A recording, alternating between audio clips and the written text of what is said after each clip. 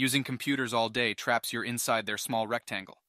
You are not moving and need to set up timer to get up and stretch. I've been tweaking my environment using and training peripheral vision to diversify my productivity. Subtle clues abound in my physical environment. I have a stack of books that I have lately read or purchased. Papers are stacked on my desk in loosely ordered stacks based on their relationships. I've been experimenting with this method where I am using peripheral vision and various physical and digital objects as subtle cues to improve attention, creativity, and productivity as well. At least, this is what I tell myself. And peripheral vision is essentially a side mechanism of your vision that allows you to see with fewer eye fixations.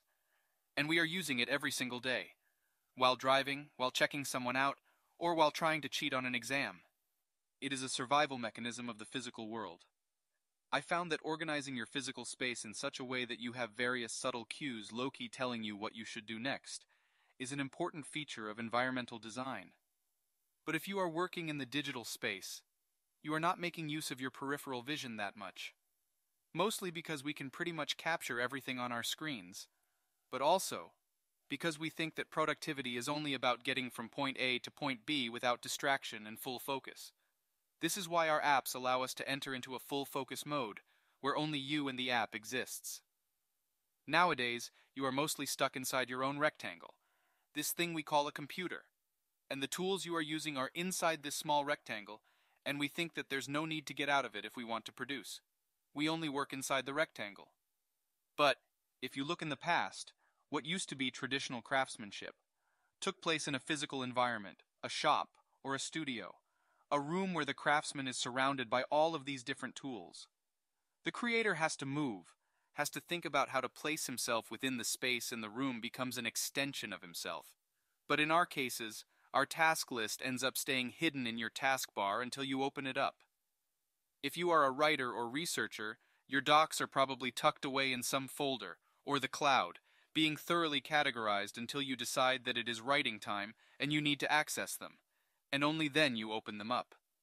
In the digital space, it can be tricky for you to leave a cue, a breadcrumb that can come in handy and quickly put you up to speed with what you need to do or what is missing so that you can keep working.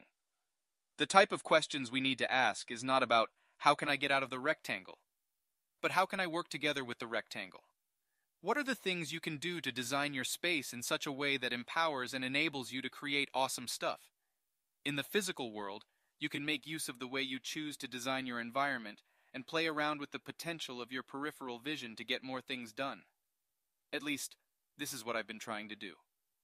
So if I get a new book from the library, I will place it on my desk so that I can see it every single day. I can also place a pen nearby so that when I'm going to pick it up, I can pick the pen up as well for my marginalia practice. I can then use my rectangle to take a few contextual-based notes that might influence my current day. I can then jump into my notebook and start drawing something or stitching something together. You can make use of something like a simple note card, where you pop off ideas and you can shuffle them around. You can move them, connect them, toss them away, or bring them back.